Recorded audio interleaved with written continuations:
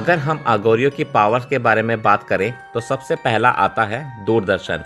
यानी इस पावर का इस्तेमाल कर कर अघोरी वर्तमान से परे देख सकते हैं और भविष्य की घटनाओं का ज्ञान पा सकते हैं। यूं कहें तो यह पावर उन्हें समय और परिस्थितियों का पैटर्न समझने में मदद करती है। और दूसरा आता है मनोदर्शन, जिसे टेलीपैथी भी कहा जाता है। अघोरी साधु बिना शब्दों का उपयोग किए अपने विचार और संदेश एक दूसरे तक पहुंचा सकते हैं।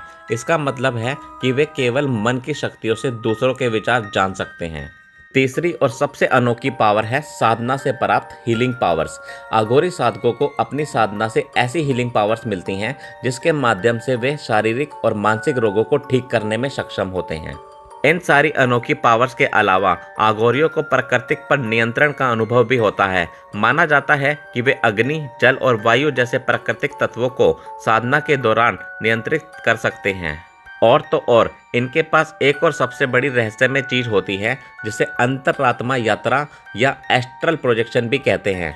इसमें उनकी आत्मा शरीर से अलग होकर अन्य लोकों और ब्रह्मांड में यात्रा कर सकती है। दोस्तों, अघोरियों की ये शक्तियां बेशक आपको काल्पनिक लग सकती हैं, लेकिन ये बात वास्तविक है और इसे स्वीकार करने में कोई दो राय नहीं है।